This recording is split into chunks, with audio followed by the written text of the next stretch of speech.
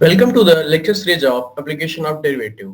In the last lecture, we studied about tangent and normal of the function at a given point, and also we saw concept of the approximation. In this lecture, we saw how this things is applicable in the various part. तो यहाँ पर हम लोग देखा जाएगा कुछ examples लेके कि कैसे ये चीजें अप्लाई होती हैं। तो चलिए हम लोग स्टार्ट करते हैं कुछ एग्जांपल्स के द्वारा। तो पहला एग्जांपल हम लोग लेते हैं टेंजेंट एंड नॉर्मल के ऊपर। तो सबसे पहले हम ये थोड़ा कॉन्सेप्ट रिवाइज कर लेते हैं कि क्या टेंजेंट और नॉर्मल हमने पिछले क्लास में पढ़ा था उसके बारे में। तो अगर हमारे पास कोई भी function y is equal to f x दिया हुआ है और उसका हमें टेंजेंट के बारे में बताना हो तो क्या करते हैं सबसे पहले हम इसका डेरिवेटिव फाइंड करते हैं, यानी dy बाई dx। तो dy बाई dx फाइंड कर लिए तो ये हमारा डेरिवेटिव हो जाएगा, और जिस पॉइंट पे हमें टेंजेंट फाइंड करना है उस पॉइंट पे इसको एवेलुएट करते हैं। मान लेते हैं x nought comma y nought पे इसकी वैल्यू फाइंड करनी है, तो ये हमारा dy by dx at x nought comma y nought, ये क्या हो जाता है हमारा slope of the tangent line. और अगर ये m1 से इसको अगर डिनोट किया जाए तो स्लोप ऑफ द नॉर्मल क्या होगा, m1 into m2 is equal to -1। ये लास्ट क्लास में हम लोग देखे थे। तो चलिए इसका एप्लीकेशन देखते हैं कुछ एग्जांपल्स के द्वारा। तो पहला एग्जांपल हम लोग लेते हैं एग्जांपल फर्स्ट। कल भी कुछ एग्जांपल देखा गया था, आज थोड़े और एग्जांपल्स करते हैं ताकि और कॉन्सेप्ट पे हमारा पकड़ अच्छा हो। तो चलिए एक एग्जांपल इसका लिया जाता है। हाँ, सबसे पहले एक एग्जांपल हम लोग लेते हैं जो है, मैं इस क्वेश्चंस को पहले लिखता हूं कि क्या है हमारा example. The normal to the curve, find the equation of the find the equation of the equation of the normal to the curve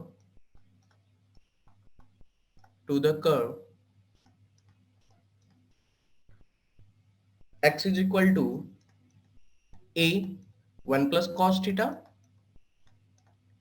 and y is equal to a sin theta at theta। Theta पे इसके normal का equation हमें find करना है। तो सबसे पहले हमें क्या पता है, सबसे पहले तो हमें dy बाई dx की जरूरत पड़ेगी, फिर उसकी वैल्यू को हमें थीटा पे इवेलुएट करना है। अब यहाँ पर हमें तो x दिया हुआ है, x is equal to a 1 plus cos theta, y is equal to a sin theta. तो हम लोग dy बाई dx कैसे फाइंड कर सकते हैं, जरा सोचना पड़ेगा यहाँ पर। तो थोड़ा रुकते हैं और थोड़ा सोचते हैं। तो चलिए, कुछ आइडिया आपके दिमाग में क्लिक किया? हाँ, एक आइडिया ये हो सकता है कि अगर हम लोग dy बाई डी थीटा और dx by D theta find कर लें तो हमारा काम बन सकता है क्या? बिल्कुल सही। कैसे?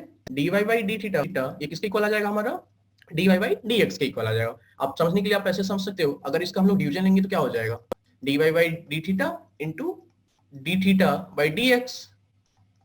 तो ये तो कट गई, dy बाई dx आ गया। ये बस समझने के लिए आप समझ सकते हो।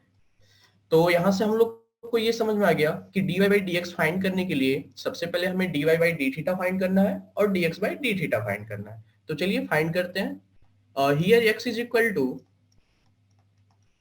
a 1 प्लस cos थीटा, तो dx बाई डी थीटा क्या हो जाएगा हमारा, dx by D theta is equal to d, ये अंदर चला जाएगा 1 plus cos theta upon d theta. अब इसको हम लोग एवेल्यूएट करते हैं तो क्या आएगा हमारा, dx by D theta is equal to, ये a कांस्टेंट है ये तो बाहर आ जाएगा, और ये सम के फॉर्म में है तो ये ओपन होगा तो क्या आ जाएगा, ये d1 upon d theta plus d cos theta upon d theta. Okay, यहां तक कोई दिक्कत? बिल्कुल नहीं। dx by D theta is equal to, constant का डिफरेंशिएशन करेंगे तो क्या आएगा, ये जीरो, तो ये तो टर्म्स क्या हो गया, जीरो की तरफ जाके खत्म, और ये हमारा आ जाएगा cos थीटा का minus sine theta. Basic formula है, यानी dx by D theta is equal to क्या आ गया हमारे पास, माइनस a साइन थीटा। तो इसे हम लोग बॉक्स में करके साइड में रख लेते हैं क्योंकि इस वैल्यू की जरूरत पड़ेगी ऊपर। अब हम लोग फाइंड करते हैं dy बाई डी थीटा क्या हुआ होगा। तो y की वैल्यू क्या थी, पहले ये चेक करते हैं कि y की वैल्यू यहाँ पे दिया क्या हुआ था। तो y equal to a sine theta है, हमें dy by D theta find करनी है। तो चलिए फाइंड करते हैं। यहाँ पर y की वैल्यू क्या है हमारे पास, a साइन थीटा। अब इसको थीटा के रिस्पेक्ट में डिफरेंशिएट करेंगे बोथ साइड, तो क्या आएगा हमारे पास, dy by D theta is equal to d a sine theta d theta. अब इसको सॉल्व करेंगे तो क्या आ जाएगा, ये एक कांस्टेंट है, ये तो बाहर आ जाएगा हमारा, तो ये हो जाएगा D sign theta d theta. अब साइन थीटा का थीटा के रिस्पेक्ट में डिफरेंशिएशन क्या आती है, कॉस थीटा, पता है हमें, तो ए कॉस थीटा लिख देंगे इसे, यानी d Y by D theta is equal to a cos theta हो गया। और D x by D theta क्या आया था, d x by D theta minus A sine theta आया हुआ था। और हमें फाइंड क्या करना है, हमें तो इस वाली वैल्यू में इंटरेस्ट है d Y by D x, और इसकी वैल्यू हमने जस्ट ऊपर फाइंड किया था d Y by D theta upon d x by D theta. हाँ, एक बार आप लोग यहां तक देखिए क्या हमने किया, इसको पहले एक बार आपको बता देते हैं फिर से। सबसे पहले इक्वेशन में बोल रहा है find the equation of the normal to the curve, तो सबसे पहले तो हमें स्लोप ऑफ द टेंजेंट पता हो, जिसकी हेल्प से हम लोग slope of the normal find कर लें। फिर तो एक पॉइंट चाहिए, तो पॉइंट तो थीटा से मिल जाएगी। अब हमें स्लोप के लिए slope of the tangent find करना है, फिर वहां से हम लोग slope of the normal find करेंगे। तो इसलिए हमने क्या किया, d Y by D x की वैल्यू फाइंड कर रहे हैं यहाँ पे। तो क्या हो जा रहा है, ये D Y by D theta और divided by D x by D theta. तो D Y by D theta और D x by D theta की वैल्यू कंप्यूट करने पे हमारे पास ये दो वैल्यू आ गई। तो इसको दोनों को बॉक्स में करते हैं ताकि आपको दिखे कि किस वैल्यू का हम लोग यूज करने वाले हैं। अब ये D Y by D theta क्या होगा, d Y by D theta is equal to a cos theta, और ये dx by D theta minus A sine theta. अब ए से तो कट गई, तो क्या आ जाएगा हमारे पास, minus cos theta upon sine theta. Basic formula किसका होता है, 10th क्लास में पढ़ा गया है, याद करिए, कॉट थीटा। तो ये आ गया हमारे पास D Y by D x is equal to minus cot theta. अब हमें क्या बोला है कि इक्वेशन ऑफ द नॉर्मल क्या है हमारे पास। तो चलिए हम लोग आगे बढ़ते हैं इसमें। तो हमारे पास D Y by D x is equal to minus cot theta आया ये, ठीक। अब हम लोग x की वैल्यू क्या दी हुई थी हमारे पास, x is equal to a 1 plus cos theta and y is equal to a sine theta, sorry हाँ a साइन थीटा दिया हुआ है, ठीक है। अब हमारे पास dy बाई dx भी पता है, तो सबसे पहले तो स्लोप फाइंड कर लें कि स्लोप है क्या हमारे पास, ठीक है। तो मान लेते हैं ये तो स्लोप ऑफ दी टेंजेंट निकला। अब हम स्लोप ऑफ द नॉर्मल के बारे में निकाला जाए, तो स्लोप ऑफ नॉर्मल क्या हो जाएगा, slope of the normal is slope of the normal at that point 1 minus 1 upon m1 के इक्वल आएगी, क्योंकि हमें पता है कि m1 अगर स्लोप ऑफ टेंजेंट हो और m2 स्लोप ऑफ नॉर्मल हो तो दोनों का प्रोडक्ट -1 के इक्वल आता है। तो इस रिजल्ट का हम लोग यूज कर रहे हैं यहाँ पे, तो क्या आ जाएगा ये -1 अपॉन माइनस कॉट थीटा, तो ये हमें क्या दे देगा, टेन थीटा की वैल्यू देगी, बिल्कुल। अब हमारे पास दो पॉइंट है, थीटा पे तो वैल्यू यही होगी, अगर x इसमें थीटा की जगह थीटा रखा जाए तो x की वैल्यू यही आएगी, y की भी वैल्यू यही आएगी और नॉर्मल की भी वैल्यू सेम यही रहेगी।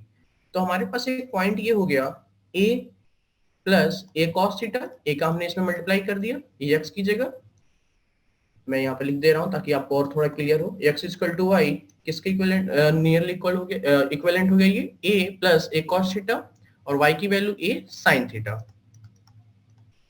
और हमारे पास स्लोप क्या दिया हुआ है, टेन थीटा। तो हम लोग इक्वेशन ऑफ द नॉर्मल लिख सकते हैं, या फिर आप ऐसे समझो कि एक हमें इक्वेशन ऑफ द लाइन लिखना है जो इस पॉइंट से पास कर रही है और इसका स्लोप जो है वो टेन थीटा के इक्वल है।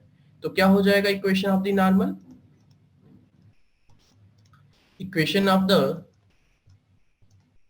नॉर्मल इज क्या होगा, y माइनस ए sine theta into slope, slope क्या है टेन थीटा,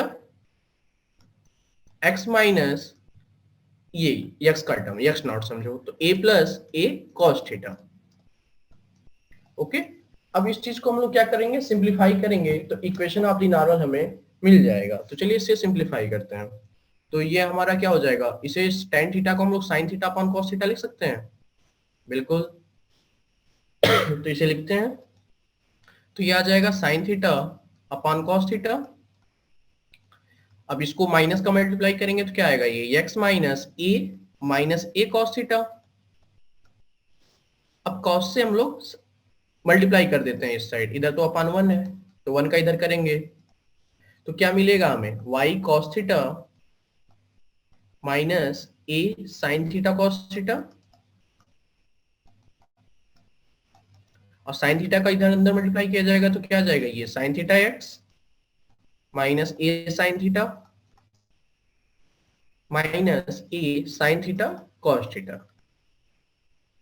अब ये कट गया और ये भी कट गया, तो बचा हमारे पास क्या, अब हम लोग क्या करते हैं, ए साइन थीटा को इधर भेज रहे हैं और वाई cos थीटा को इधर ट्रांसफर कर रहे हैं एक दूसरे ताकि वो एक जनरल फॉर्म में दिखे। तो क्या हो जाएगा हमारे पास, sine theta X minus Y cos theta is equal to A sine theta. अब इसको और अच्छे तरीके से लिखा जाए तो क्या आ जाएगा, ये साइन थीटा एक्स या फिर x sine theta minus Y cos theta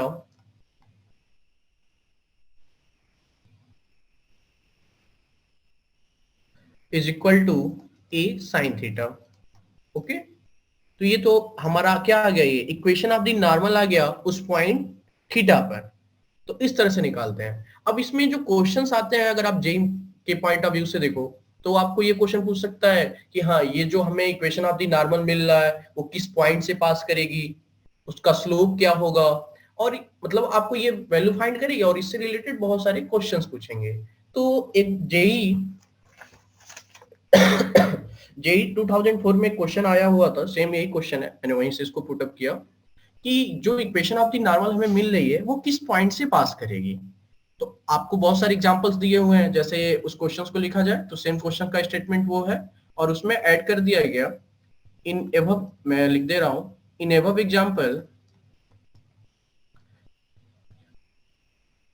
example equation of normal passes through which point. कुछ आपके पास ऑप्शन रहते हैं, वहां पे आपको चूज करना रहता है। तो चलिए हम लोग देखते हैं कि किस पॉइंट से ये पास करेगा। हमारे पास नॉर्मल का तो इक्वेशन मिल गया है ये। तो हमारे पास एग्जाम ऑप्शन पहला ए ये है, ए कामा ए। बी हमारे पास ऑप्शन है 0 कामा ए। सी ऑप्शन है 0 कामा 0 और डी ऑप्शन है हमारे पास ए कामा 0। ये जेई में 2004 का आया हुआ क्वेश्चन है। क्वेश्चन का स्टेटमेंट ऊपर है और उसके बाद कंप्यूट करने के बाद हमें ये बताना है कि इस किस पॉइंट से ये पास करेगी।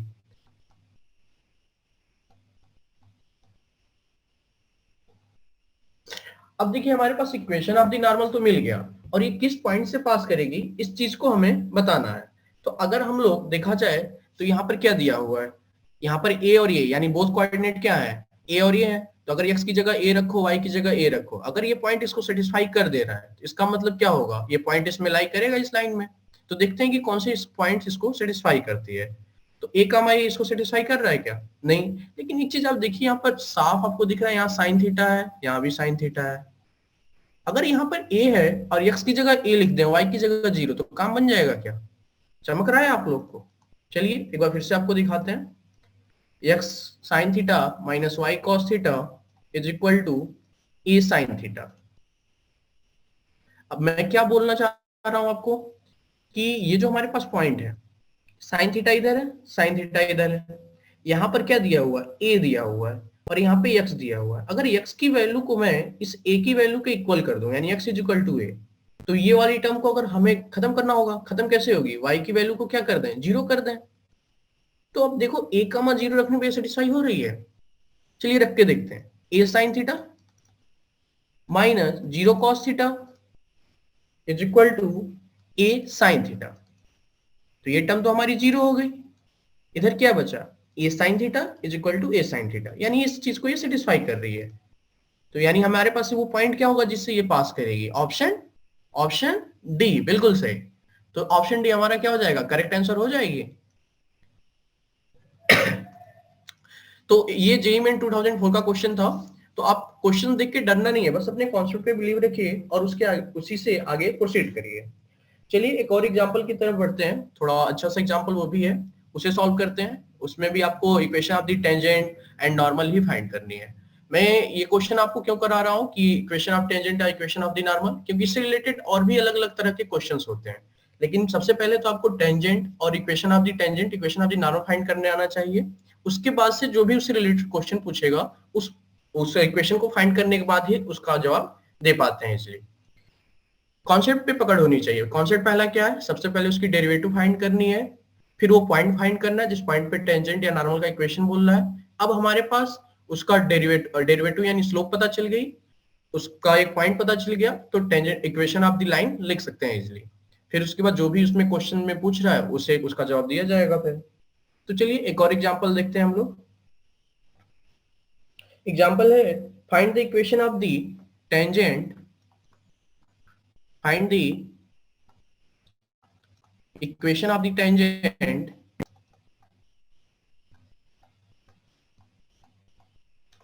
equation of the tangent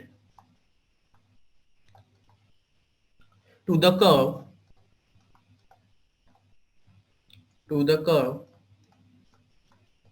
x to the power 2 by 3 plus y to the power 2 by 3 is equal to 2 at 1, 1। Question देखिए, वीडियो पॉज करके खुद से सॉल्व करिए, फिर उसके बाद आगे अपना आंसर मिलाइएगा, ठीक है। तो चलिए इसे सॉल्व करते हैं। तो सबसे पहले हमें क्या फाइंड करना है, dy बाई dx। तो dy बाई dx कैसे निकलेगा, अब यहां पर देखते हैं, पहले इक्वेशन को लिख देते हैं, x 2 by 3 plus y power 2 by 3 is equal to 2। अब dy बाई dx निकालने के लिए यहाँ पर ऐसा, तो जैसे पीछे जो भी एग्जांपल देखे वहां पे y is equal to something दिया हुआ था, y के टर्म में वो एक्सप्रेस था, यानी एक तरह से बोला जाए एक्सप्लिसिट फंक्शन थे। और यहाँ पर तो इम्प्लिसिट फंक्शंस आ गए, यानी इस y को x के टर्म में लिखना थोड़ा डिफिकल्ट टास्क हो जाएगी हमारे लिए। लेकिन लिखकर आप कर भी सकते हो, जैसे आपने इसको चाहो तो y to the power 2 by 3 is equal to 2 minus x to the power 2 by 3, फिर पावर इसका क्या लिख देंगे, 2 minus x to the power 2 by 3 whole to the power 3 by 2। ऐसे करके फिर dy by dx फाइंड कर सकते हो। ये आपका एक मेथड से आप इस तरह से अप्रोच कर सकते हो। दूसरे मेथड से चलते हैं, थोड़ा सा इससे इजी और शॉर्ट भी पड़ेगी, कैलकुलेशन भी थोड़ा इजी रहेगा। तो उस मेथड को मैं यहाँ पे लिखता हूँ, ठीक है। तो लिखते हैं,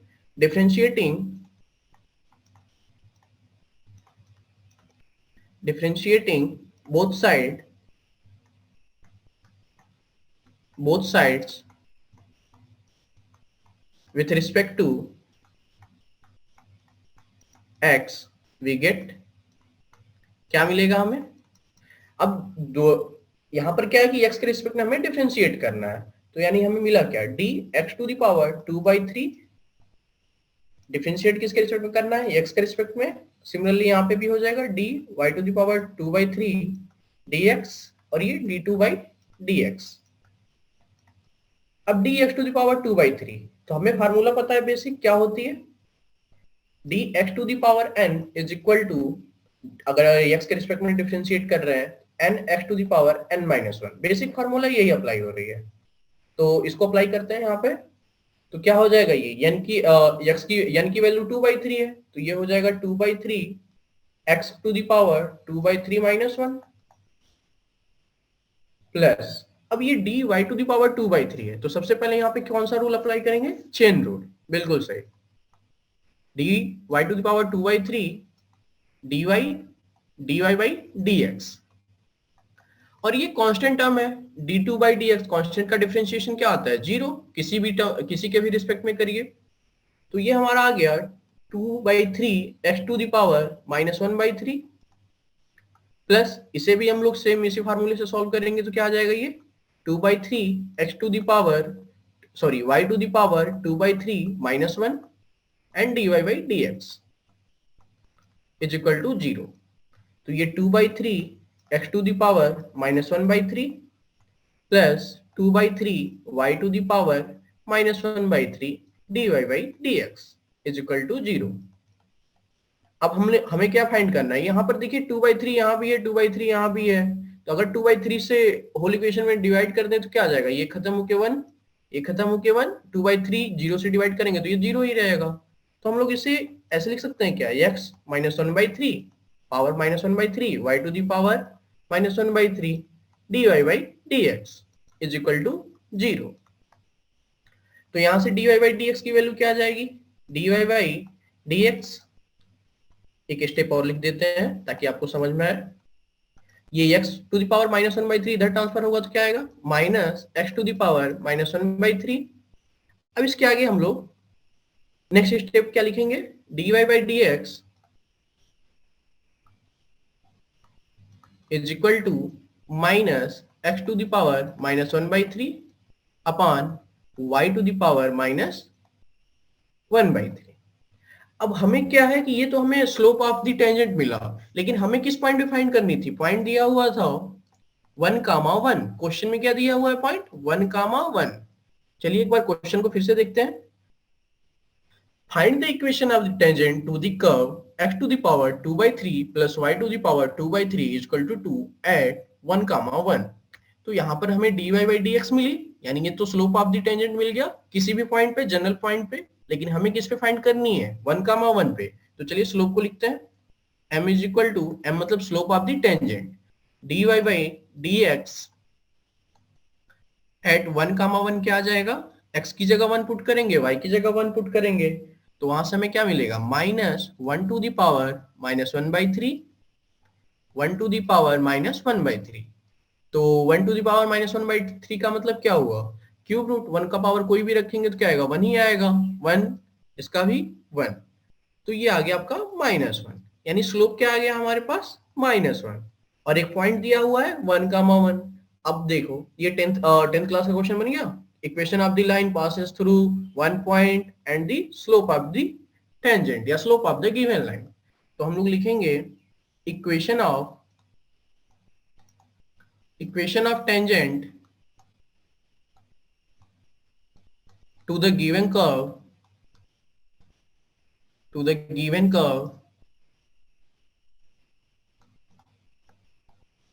at 1,1 is क्या हो जाएगा हमारा y-1, स्लोप क्या है -1 इंटू x-1। अब इसे हम लोग सिंप्लीफाई कर देंगे तो हमारे पास इक्वेशन ऑफ द टेंजेंट आ जाएगी। तो माइनस का x में मल्टीप्लाई करेंगे तो -x, माइनस माइनस +1। अब इसे इधर ट्रांसफर करते हैं तो क्या आ जाएगा, y प्लस x, -1 को इधर भेजा जाएगा तो क्या आ जाएगा 1 + 1, माइनस इधर आएगा तो साइन उसका चेंज हो जाएगा तो प्लस हो जाएगी, यानी हमारे पास क्या आ गया, x + y = 2। ये क्या हो गई, equation of the tangent to the given curve at the point 1,1। ये हमारा equation of the tangent line होगी। तो हमने हमारे क्वेश्चन में क्या पूछा था, find the equation of the tangent to the curve given curve at the point 1,1। तो हम लोग फाइनल आंसर पे पहुंच गए। बिल्कुल, अब चलिए एक अप्रोक्सीमेशन का भी क्वेश्चन कर लेते हैं। अप्रोक्सीमेशन का कॉन्सेप्ट क्या था उसे थोड़ा सा हम आपको बताते हैं। अगर हमारे पास y = fx है, तो अगर हमें fx + del x फाइंड करना हो तो क्या होगा, नियरली इसकी वैल्यू y + del y। और हम लोग ये मान लेते हैं कि एवरेज रेट ऑफ चेंज जो है वो इंस्टेंटेनियस रेट ऑफ चेंज के इक्वल है, ये हमारा एजम्पशन होता है अप्रोक्सीमेशन में। तो dy/dx = del y/ del x। तो यहां से हम लोग क्या लिख देते हैं इसे, फिर यहां से हम लोग del y की वैल्यू निकाल सकते हैं, क्या आ जाएगा, del x into dy/dx। अब ये del y की वैल्यू उठाकर हम लोग यहाँ पर सब्स्टिट्यूट कर देते हैं, तो इसकी वैल्यू नियरली किसके इक्वल आ जाती है, y + del x dy/dx। ये हमारा हो जाता है fx + del x के इक्वल। तो ये हमारा कॉन्सेप्ट था। चलिए एग्जांपल्स के जरिए इसको अच्छे से समझते हैं। तो कल एक एग्जांपल देखा गया था छोटा सा, आज दूसरा एक एग्जांपल से हम लोग इसे प्रोसीड करते हैं। तो एग्जांपल हमारा है, find the approximate change in the volume, find the approximate change in the volume V of a cube of side x meter caused by increasing caused by increasing caused by increasing the side by 2%। तो एक बार आप question पढ़िए, समझिए कि question बोल क्या रहा है, डिमांड क्या है क्वेश्चन की, क्वेश्चन हमसे चाहता क्या है, क्वेश्चन में सॉल्व क्या करनी है। तो ये क्वेश्चन पढ़िए, समझिए इसे, फिर मैं आपको क्वेश्चन को समझाता हूं। तो क्वेश्चन क्या बोल रहा है, देखिए बोल रहा है find the approximate change in the volume V of a cube of side x meter caused by increasing the side by 2%। मतलब कि हमारे पास, मैं फिगर से आपको समझाता हूँ, हमारे पास एक क्यूब था। कैसा क्यूब है, क्यूब जैसा क्यूब है, बिल्कुल। तो क्यूब बनाते हैं इसको, क्यूब कैसे बनता है, ये हो गया। इसकी साइड क्या होती है, लेंथ ब्रेथ हाइट तीनों क्या होती है, एक दूसरे के इक्वल होती है, यानी ये भी x है, ये भी x है, ये भी x है।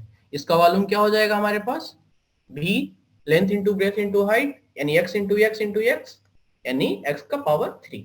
अब ये बोल रहा है कि इसके साइड को हमने 2% इंक्रीज कर दिया, तो मान लेते हैं इंक्रीज होने के बाद ये x प्लस डेल एक्स हो गई। तो उस तरह से क्या होगा, उसका क्यूब कैसे दिखेगा, थोड़ा सा इससे बड़ा दिखेगी। तो उस फिगर को हम लोग बनाते हैं। तो ये हमारा दूसरा क्यूब हुआ, जब साइड इंक्रीज हो गई तो कैसा दिख रहा है ये। मान लेते हैं कि जो इसमें 2% इंक्रीज करने पे साइड की length x plus del x हो गई, x plus del x, length भी उतना ही होगा, ब्रेथ भी उतनी होगी और हाइट भी उतनी होगी। तो इसका वॉल्यूम क्या होगा, मान लेते हैं volume v plus del v, volume में भी कुछ चेंज आएगी, तो उसे चेंज को क्या डिनोट कर रहे हैं, v प्लस डेल v, यानी ये x प्लस डेल एक्स का क्यूब, ये हो जाएगा। ओके, अब हमें फाइंड क्या करना है, क्वेश्चन क्या बोल रहा है कि find the approximate change in the volume. क्या लाइन है ये, find the approximate change in the volume. तो अभी हम लोग ऊपर कॉन्सेप्ट देखे थे, एक बार कॉन्सेप्ट फिर से आपको बता दे रहा हूं कि y की वैल्यू एफ एक्स दी हुई है, f x plus del x क्या मान लेते हैं, y प्लस डेल वाई। तो चेंज इन वॉल्यूम कैसे आती है, इंस्टेंटेनियस रेट ऑफ चेंज को हम लोग एवरेज रेट ऑफ चेंज के इक्वल मानते हैं, फिर वहां से हम लोग चेंज इन दी वॉल्यूम या चेंज इन दी क्वांटिटी को फाइंड कर सकते हैं। यानी यहाँ पे डेल वाई इक्वल टू क्या हो जाएगा, del x d Y by D x. तो सेम फार्मूला यहाँ भी अप्लाई किया जाएगा। तो क्या हो जाएगा ये, d d Y by D x, या फिर ऐसे भी देखा जाए d v by D x is equal to del v by del x, क्योंकि यहाँ पे y की जगह क्या है, यहाँ पे वॉल्यूम के बारे में बात हो रही है, और v इक्वल टू क्या है, x का क्यूब है। तो डेल v हमें इंटरेस्ट है, डेल v की वैल्यू में इंटरेस्ट है हमें, तो डेल v क्या हो जाएगी, del x d Y by d v by D x. अब ये क्या हो जाएगा, डेल x, अभी वैल्यू बात हम लोग सब्स्टिट्यूट करेंगे, पहले इसे कैलकुलेट कर लेते हैं कि डेल v की वैल्यू आ क्या रही है। D v by D x, v की वैल्यू क्या थी, x का पावर 3, तो हम लोग लिखेंगे इसे डी एक्स का क्यूब बाई डी एक्स। उसके बाद ये डेल एक्स आई, डी एक्स का क्यूब बाई डी एक्स क्या हो जाएगा, हम लोग क्या लिखते हैं इसको, d x to the power n upon d x is equal to क्या आ जाएगी, n x to the power n minus 1। अब इसको, अब इस फार्मूले की हेल्प से इसे सॉल्व करेंगे तो क्या आ जाएगा, ये 3 x to the power 3 minus 1 यानी 2। तो वैल्यू क्या आ गई हमारे पास, 3x स्क्वायर डेल एक्स, ये डेल v के इक्वल आएगी। अब हमें डेल एक्स की वैल्यू फाइंड करनी है कि डेल एक्स क्या है। तो डेल एक्स का मतलब क्या हो गया, चेंज इन दिस साइड। तो साइड कितने से इंक्रीज हो रही है, 2%।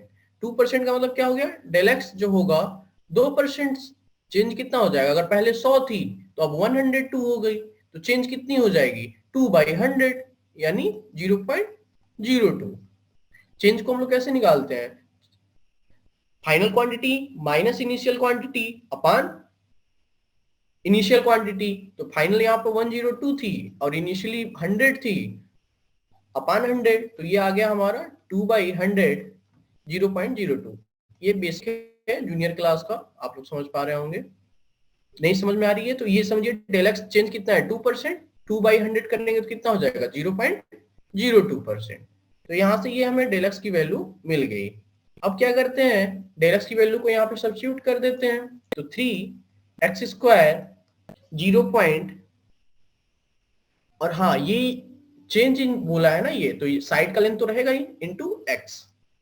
2% चेंज हो रही है किसमें, उसके साइड के लेंथ में, 0.02x। तो ये हमारी वैल्यू आ गई 0.06 x का पावर 3, यानी चेंज इन वॉल्यूम क्या होगा, 0.06 x का पावर 3। ये हमारा चेंज इन वॉल्यूम फाइंड हो गया। तो अप्रोक्सीमेशन की हेल्प से काफी इजीली फाइंड कर लिए। अब वैसे नॉर्मल मेथड से जाते हैं तो क्या करते हैं, पहले साइट को हम लोग लिखते हैं कि 2% इंक्रीज होने के बाद न्यू साइट क्या होगी, फिर उसके बाद उसका वॉल्यूम फाइंड करते हैं, फिर उसके बाद उसके वॉल्यूम में से इस पुराने वाले वॉल्यूम को माइनस किया जाता, तो वहां से पता चलती कि हाँ ये हमारी जो वैल्यू आ रही है ये हमारा change approximate change in volume है, या चेंज इन वॉल्यूम बोल सकते हैं। अगले क्वेश्चन की तरफ चलते हैं।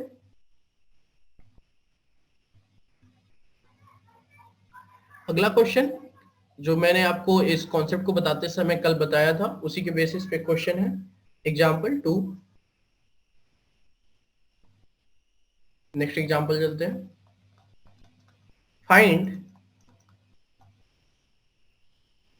The value of, find the value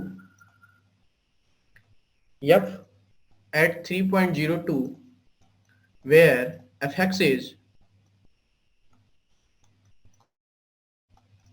3x square plus 5x plus 3। अब यहाँ पर 3 रहता तो इजिली फाइंड कर लेते, लेकिन यहाँ 3.02 दे दिया। अब इसे थोड़ा फाइंड करना थोड़ा डिफिकल्ट टास्क लग रही है, लेकिन चलिए फाइंड तो करना ही है। तो सबसे पहले ये पता है कि अप्रोक्सीमेशन में dy by dx की जरूरत पड़ती है, तो सबसे पहले इसका डिफरेंशिएशन ही निकाल लेते हैं। तो चलिए सॉल्व करते हैं इसे। Differentiating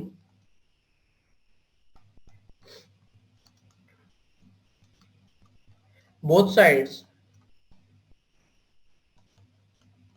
with respect to x, x के रिस्पेक्ट में डिफरेंशिएट करने पे हमें क्या मिलेगी, with respect to x we get dfx upon dx is equal to, अब इसकी वैल्यू को पुटअप करेंगे यहाँ पे 3x square plus 5x plus 3 upon dx। अब ये क्या हो जाएगा, इसको टर्म वाइज टर्म इसको अलग सॉल्व करना है, तो d 3x square dx plus d 5x dx d3 dx। अब ये तो कांस्टेंट टर्म है तो ये तो जीरो हो जाएगी। अब ये क्या होगा, 3 इधर आया, एक्स स्क्वायर का एक्स के रिस्पेक्ट में डिफरेंशिएट करेंगे तो क्या हो जाएगी 2x, d 5x है तो ये हो जाएगा 5, dx का dx के रिस्पेक्ट में करेंगे तो 1 ही होगा, और ये तो जीरो हो गई। यानी इसे सिंप्लीफाई करने पे क्या मिल रहा है हमें 6x प्लस 5। यानी देखा जाए डेरिवेटिव क्या आ गई f dash x dfx upon dx को हम लोग f डैश x भी लिख सकते हैं 6x प्लस 5। चलिए अब हमें ये पता है कि मान लेते हैं कि y जो है वो fx के इक्वल है, तो fx प्लस डेल एक्स क्या होगी, कॉन्सेप्ट पे चलिए, इनिशियल कॉन्सेप्ट क्या माने थे उसे, nearly equal to y plus del Y.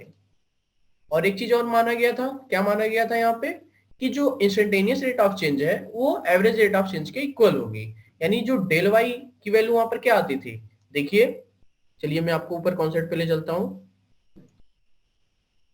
यहाँ पे डेल वाई की वैल्यू क्या आई है, ये del y is equal to del x d Y by D x, इसकी वैल्यू को हम लोग यहाँ पे पुट किए थे। तो यानी हमें ये चीज, ये वैल्यू कैलकुलेट करनी है, जिससे मैं लिखता हूं यहाँ पे y plus del x d Y by D x. अब देखिए यहाँ पे एफ एक्स तो दिया हुआ है, क्या दिया हुआ है f x, 3x square plus 5x plus 3, 3x square plus 5x plus 3, यानी here fx is 3x square plus 5x plus 3। और हमें किसकी वैल्यू कैलकुलेट करनी है, या 3.02 की वैल्यू कैलकुलेट करनी है। तो हम लोग इसको मान लें क्या कि let x is equal to 3 and del x is equal to 3.02, sorry 0.02। तो हमारे पास x प्लस डेल एक्स क्या आ जाएगी, 3.02 आ जाएगी, और इसी की वैल्यू कैलकुलेट करनी है। तो कुछ इस तरह का टर्म मिला क्या, यानी अगर इसको लिखा जाए तो y की वैल्यू क्या हो जाएगी, अगर हम इसको लिखना चाह रहे हैं 3.3 प्लस 0.02, तो y equal to f x है, यानी ये f of 3 plus del x क्या है 0.02, और ये dy by D x at x is equal to 3। तो एफ ऑफ थ्री क्या आ जाएगी, सबसे पहले एफ ऑफ थ्री की वैल्यू कैलकुलेट करते हैं, देखते हैं क्या आ रही है। तो एफ एक्स की वैल्यू तो ये दी हुई है 3x² + 5x + 3। तो अब हर एक टर्म को कैलकुलेट करते हैं। तो here F x is 3x² + 5x + 3। So F of three क्या हो जाएगी हमारी, x की जगह हम लोग क्या वैल्यू पुट करेंगे, 3 पुट करेंगे। तो 3 इंटू 3 का स्क्वायर प्लस 5 इंटू 3 प्लस 3। तो ये क्या हो जाएगा, 3 3 जा 9, 9 3 जा 27 प्लस 5 3 जा 15 प्लस 3। अब इसको सॉल्व करने पे क्या आ रहा है, ये इसे कंप्यूट करना है, सिंपल सा है। और 27 3 30 और प्लस 15 45 आ गई है, बिल्कुल सही। अब ये 45 आ गई, अब हमें एफ डैश एक्स क्या आया था, 6x + 5 आई थी। देखिए यहाँ पे ये 6x + 5 आया हुआ है, इस वैल्यू को हम लोग यहाँ पे यूज करेंगे। तो f dash x at x equal to here f dash x is equal to 6x + 5। तो हमें x इक्वल टू 3 पे इसकी वैल्यू को बताना क्या आएगा। तो f डैश 3 क्या हो जाएगी, ये 6 इंटू 3 + 5। तो 6 3 जा 18 + 5 23 आ गई है, बिल्कुल। अब हमें क्या फाइंड करनी है, हमें तो इस वाले वैल्यू में इंटरेस्ट था। तो देन अब हमें बस वैल्यू सब्स्टिट्यूट करनी है, उसके बाद हमारे पास फाइनल आंसर होगा 3.02। तो ये आ गई एफ ऑफ थ्री यानी फिर 45 plus 0.02 dy/dx at x equal to 3 क्या आई है, 23। अब इसको सॉल्व करेंगे तो क्या आ जाएगी, ये 45 23 टू जाओ 46, 2 प्लेस पे पॉइंट लग जाएगी, तो यानी ये आ गया हमारे पास 45.46। तो इस तरह से हम लोग एफ 3.02 की वैल्यू कंप्यूट कर सकते हैं बाय यूजिंग अप्रोक्सीमेशन। और अप्रोक्सीमेशन में भी किसका यूज कर रहे हैं, डिफरेंशिएशन का, तो इसलिए डिफरेंशियल अप्रोक्सीमेशन इसे बोल सकते हैं। 45.46 ये आ गई हमारी वैल्यू। तो एक बार इसको आपको मैं बताता हूँ कि किया क्या गया है इस एग्जांपल को सॉल्व करने के लिए। सबसे पहले हमने एफ एक्स की वैल्यू ली 3x² + 5x + 3। अब इसको हमने क्या किया, डिफरेंशिएट करके एफ डैश एक्स की वैल्यू फाइंड कर लिया, जो कि यहाँ पे नीचे दिया हुआ है। ओके, अब उसके बाद हम आगे बढ़ रहे हैं, हमें ये देख रहे हैं कि क्या क्या वैल्यू की जरूरत पड़ेगी हमें एफ 3.02 को कैलकुलेट करने में। तो सबसे पहले हमने x को 3 मान लिया और डेल एक्स को 0.02, तो x प्लस डेल एक्स 3.02 हो जाएगी। अब बाई फार्मूले का यूज करके हम लोग ये लिख सकते हैं। ओके, तो अब यहाँ पे वैल्यू जब सब्स्टिट्यूट किए तो देखिए एफ ऑफ 3 की जरूरत पड़ेगी 0.02, ये तो हो गया, dy/dx at x equal to 3 की जरूरत पड़ेगी। तब यहाँ पर हमने इस चीज की वैल्यू कैलकुलेट की तो क्या आ गया हमारे पास, एफ ऑफ 3 आई और एफ डैश ऑफ 3 आई। तो अब ये जो दो वैल्यू मिली यहाँ पे 45 और 23, इस वैल्यू को यहाँ पे सब्स्टिट्यूट कर दिया गया, तो फाइनल आंसर क्या आ गया हमारे पास, F 3.02 is equal to 45.46। Okay, तो इस तरह से ये अप्रोक्सीमेशन और टेंजेंट के कुछ क्वेश्चंस थे जिसको हम लोग देखा गया। एक और क्वेश्चंस हम लोग देखेंगे टेंजेंट के ऊपर, बहुत अच्छा क्वेश्चन है।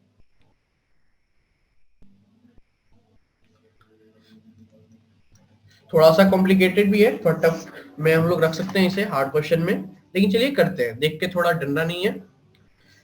तो एग्जांपल में find the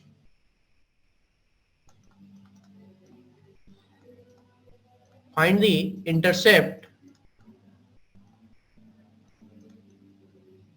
intercepts on x-axis made by the tangent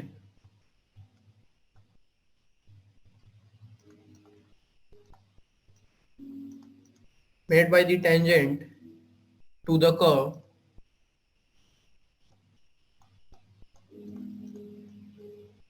y is equal to 0 to x mod of t dt, where x is the element of R, which are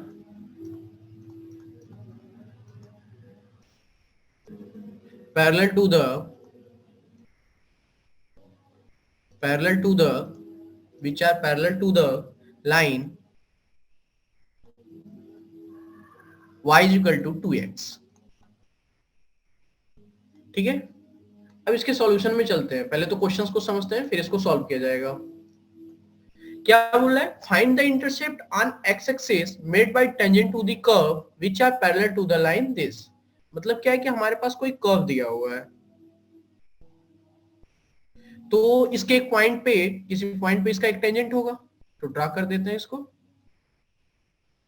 ये इसे touch करता हुआ जा रहा है, ये पास।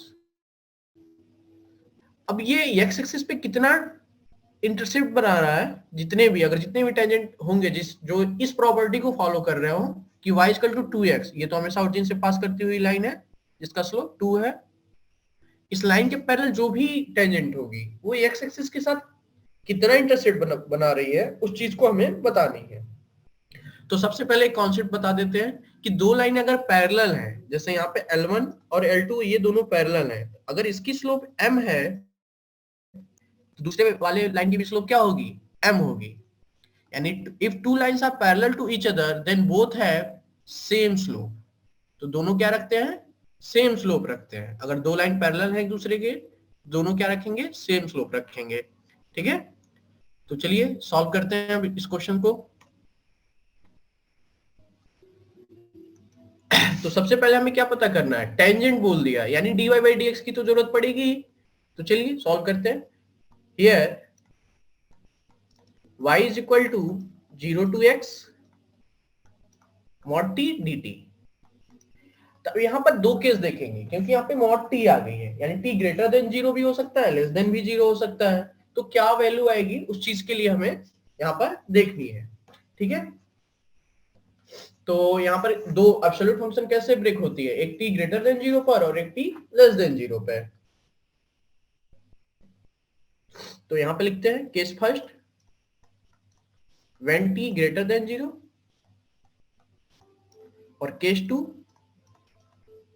when t less than 0। अब इस दो केस को हम लोग अलग अलग इसको सॉल्व किया जाएगा। ठीक है, हाँ, अब t जब ग्रेटर देन 0 होगी तो ये क्या हो जाएगा, y is equal to 0 to x, ये हमारा सिंपली हो जाएगी t dt। और ये क्या हो जाएगा, y is equal to 0 to x, ये माइनस t dt हो जाएगी। कैसे हम लोग ये लिख पा रहे हैं, तो मैं यहाँ पे लिख देता हूँ छोटा सा, ताकि आपको समझ में आए कि कौन सा कॉन्सेप्ट यूज किया गया।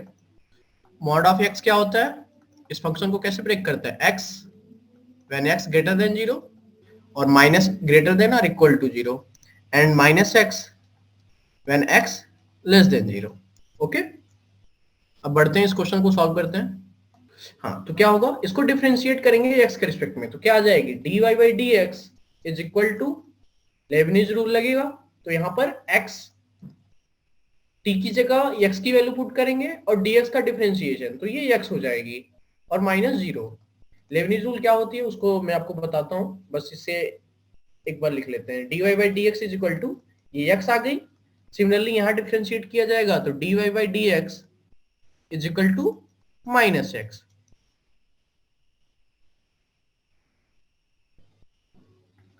अगर हमारे पास कोई फंक्शन ऐसे दिया हुआ है एफ टी जी टी, और यहाँ पर कोई समथिंग मान लेते हैं कैपिटल एफ में दिया हुआ है, ठीक है, ये x हो गया dx। अगर इसे डिफरेंशिएट करना है x के रिस्पेक्ट में, और सॉरी t के रिस्पेक्ट में, तो क्या हो जाएगा, ये जो भी ऊपर फंक्शन लिखा हुआ है उसकी वैल्यू यहाँ पे पुट कर देंगे, F of G T G dash T minus capital F small of F T F dash T. तो ये फार्मूले का हम लोग यूज किए हैं, लेबनिज का रूल बोलते हैं। ठीक है, तो इसकी हेल्प से dy by dx x आ गई और dy by dx minus x आ गई। ओके, अब चलिए आगे बढ़ते हैं इसमें। अब इन दोनों को अगर कंबाइन करके लिखें ताकि हमारा सॉल्यूशन थोड़ा आगे प्रोसीड हो सके, तो क्या लिखेंगे, dy by dx क्या आ गई हमारे पास, dy by dx is equal two plus minus x। अब ये क्वेश्चन में क्या बोला था कि जो स्लो ये टेंजेंट लाइन है वो किसके पैरेलल है, y इक्वल टू 2x के पैरेलल है। अब हमें पता है y इक्वल टू 2x है, इसकी स्लोप क्या होगी, y इक्वल टू 2x, मतलब हमें पता है जनरल फॉर्म क्या होती है, y equal to mx plus c, जहां पे m जो होती है इसकी स्लोप होती है। और यहाँ पे c की वैल्यू 0 है, तो m की वैल्यू क्या होगी कंपेयर करने पे 2 आ जाएगी, यानी इस लाइन की जो स्लोप होगी वो क्या होगी 2 होगी। तो अब यहाँ पर हम लोग ये यूज कर सकते हैं क्या लिखते हैं लाइन स्टेटमेंट में tangent and y is equal to 2x both are parallel to each other,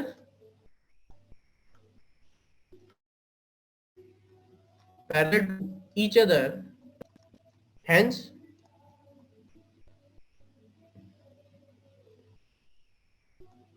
क्या आ जाएगा हमारे पास dy by dx is equal to 2, मतलब क्या आ गया हमारे पास plus minus X is equal to 2। अब इसको अच्छे से लिखा जाए तो क्या आ जाएगा x is equal two plus minus 2। Okay, अब ये तो हमारे पास x की वैल्यू आ गई प्लस माइनस 2। अब हमारे पास y क्या दिया हुआ था, क्योंकि देखिए स्लोप चाहिए, स्लोप तो मिल गया 2 के इक्वल है, और पॉइंट चाहिए, तो हमें तो बस x की वैल्यू पता है ना, y की वैल्यू निकालते हैं। तो y की वैल्यू हमें दी हुई थी 0 to x mod of t dt। अगर इसे सॉल्व किया जाए दो पार्ट में ब्रेक करके तो क्या आएगा, एक 0 से x t dt, यहाँ पे x की वैल्यू पॉजिटिव में आएगी, और ये 0 to x minus T D T. अगर x की वैल्यू यहाँ पे 2 रखते हैं तो देखते हैं क्या आ रही है वैल्यू, और y की वैल्यू 2 रखते हैं तो देखते हैं क्या आ रही है value. x is equal to 2 तो y इज इक्वल टू क्या हो जाएगी 0 to 2 टी डी टी, मतलब T square by 2 0 to 2।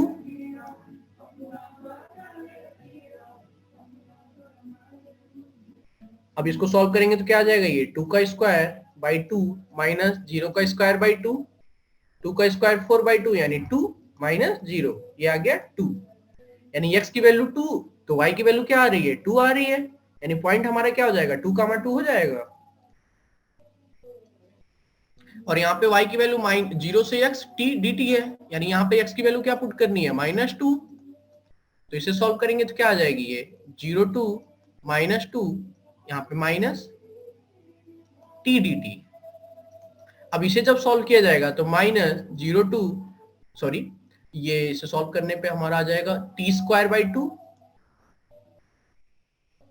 0 to -2, तो ये -2 का स्क्वायर करेंगे तो 4 बाई 2 माइनस 0 बाई 2, यानी 4 बाई 2 2 माइनस 0 करेंगे तो 2, और माइनस से -2 आ गई, यानी जब x की वैल्यू -2 है तो y की वैल्यू क्या होगी -2। यानी हमारे पास उस कर्व पे दो पॉइंट होंगे, एक तो 2, 2 होगी, एक तो -2, 2 होगी, जिसपे जो टेंजेंट होगी वो y इक्वल टू 2x के पैरेलल होगी। तो हमारे पास equation of the tangent line क्या आएगी, तो एक तो हमें इसके लिए फाइंड करनी है point 2, 2 and slope m equal to 2, और एक किसके लिए फाइंड करनी है point -2, 2 and slope m equal to 2।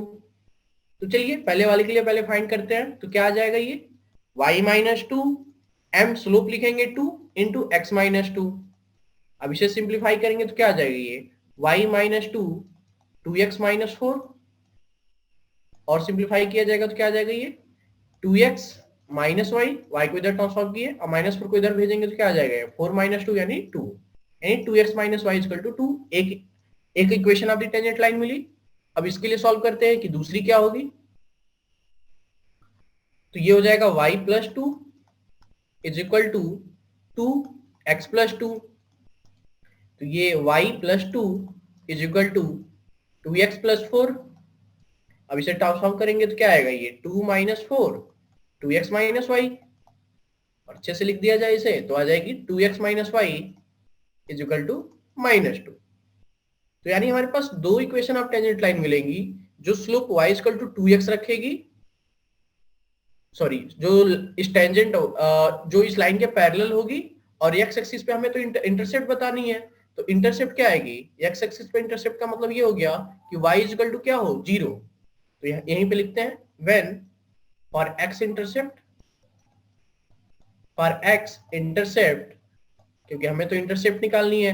अब हमारे पास लाइन मिल गया तो इंटरसेप्ट निकालना इजी हो जाएगा। For x intercept put y is equal to 0, तो क्या आ जाएगा 2x इज इक्वल टू 2 यानी x is equal to 1। Similarly यहाँ पे put y is equal to 0, तो x इज इक्वल टू क्या आ जाएगी 2x इज इक्वल टू -2 यानी x इज इक्वल टू -1। तो यहां से हमें मिल गया x की वैल्यू एक -1 मिली और x की वैल्यू 1 मिली, यानी इंटरसेप्ट क्या हो जाएगा, समराइज करते हैं। 10 इंटरसेप्ट्स ऑन x एक्सिस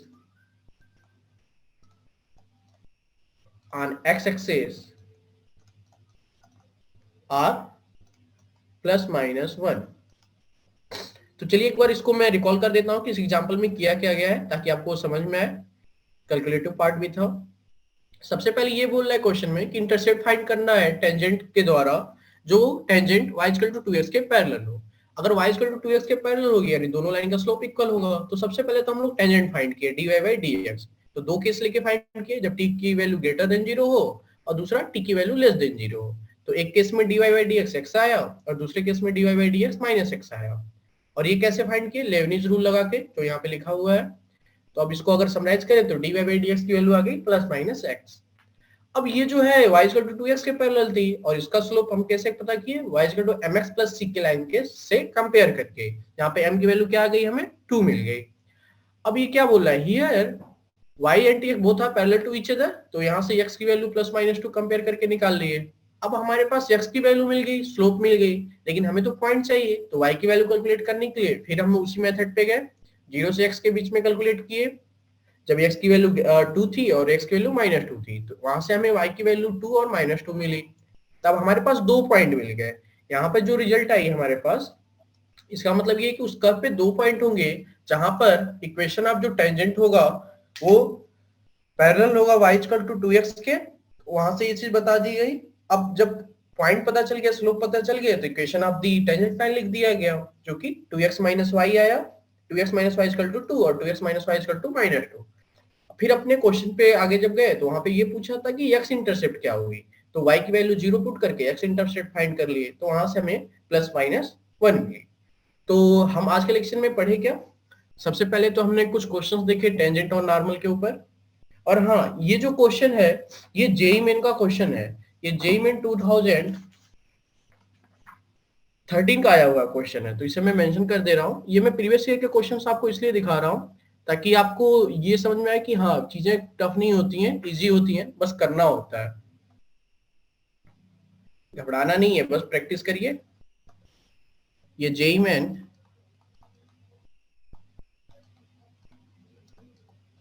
2013 का आया हुआ क्वेश्चन है। तो हम लोग क्या पढ़े, सबसे पहले कुछ एग्जांपल्स देखा गया टेंजेंट और नॉर्मल के ऊपर, फिर अप्रोक्सीमेशंस क्या होती है उस कॉन्सेप्ट को रिकॉल किया गया, फिर उसके बाद हम लोग उसके एग्जांपल्स देखे। और अगले ट्यूटोरियल में हम लोग मैक्सिमा और मिनिमा के बारे में पढ़ेंगे कि क्या होती है मैक्सिमा किसी फंक्शन का क्या होता है, मिनिमा क्या होता है, कैसे इसे फाइंड किया जाता है, डिफरेंशिएशन का यूज करके कैसे फाइंड कर सकते हैं। तो ये चीज हम लोग नेक्स्ट ट्यूटोरियल में पढ़ा जाएगा। Thank you.